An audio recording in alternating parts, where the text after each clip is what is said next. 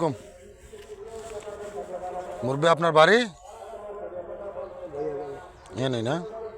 এটা কি গাছ? গাছটা যে আচ্ছা ধরেন।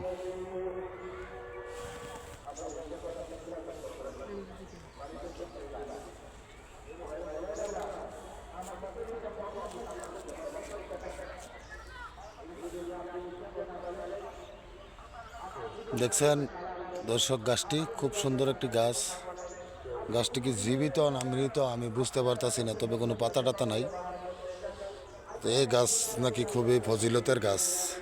সবাই এখানে আসে এবং গাছের গোড়ায় বাতি জ্বালায়। আমি এক মুরব্বীকে জিজ্ঞাসা করতেছি, মুরব্বী বলতেছে আমি বাতি জ্বালালেই তারপর আপনার সাথে কথা বলবো। আচ্ছা মুরব্বী, এই গাছটার নাম কি? ফুল গাছ। ফুল গাছ? কি ফুল গাছ? এরকম কোনো নাম নেই? এটা ঢাকাতে চট্টগ্রাম করতে সিলেটে যে জিয়ার মানুষই চট্টগ্রাম করতে বলে মানুষ ইয়া দেয়, তবারক করে। হ্যাঁ তবারক করে না? গাছটার ফজিলত পাইছে তাই নাকি? আলহামদুলিল্লাহ। একটা ঠাইলা কোন বান্ধায় কাটিয়া নিতে পারবে না, রক্ত রক্ত ঢুকবে।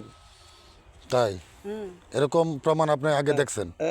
বড় বড় গাছটা কাটতে নিছিল গা, তারপর আইন না গরু জাগা মানুষ জাগা চারটে ধুম যেতে আছে, তারপরে আইন না ফুল গাছ তোলা ইয়া করছে, মাপ চাইছে, মাপ নাই। আচ্ছা যাই হোক দর্শক, মুরব্বীর কথা শুনলাম, আপনারাও দেখেন এই গাছটি নাকি খুবই ফজিলত। হ্যাঁ রাতে 3টা বাজে নামাজ পড়ে 300-400 জন। আলহামদুলিল্লাহ। কে কতটুকু জানেন আমি হয়তো একমাত্র আল্লাহই জানেন। এটার ফজিলত সবার কাছেই শুনতেছি, কেন অনেকেই বলেন, কিন্তু আমি ধন্যবাদ জানাচ্ছি, আল্লাহ ভালো জানেন এটার ব্যাপারে। তো আপনারা এই ব্যাপারে কতটুকু বিশ্বাস করেন না করেন এটা কমেন্টে জানাইন সবাই।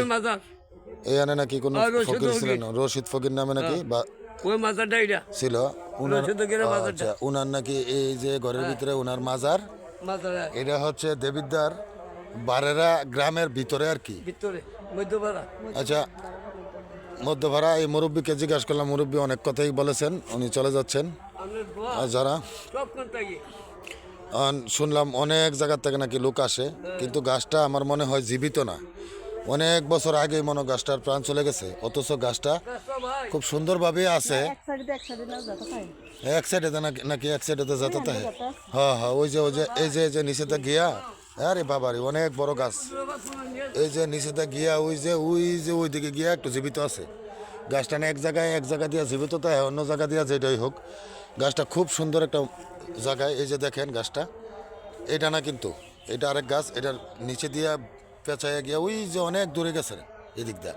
আবার এদিক দা এসে মনে করেন এদিক দা অনেক এই যে এইদিকে আয়াসিরা এইখানে শেষ হয়েছে, আবার এখানে একটু টুকরা পড়েছে, আবার ওইদিকে গাছটা নাকি কে নিয়ে গেছিল, তারপরে গাছটা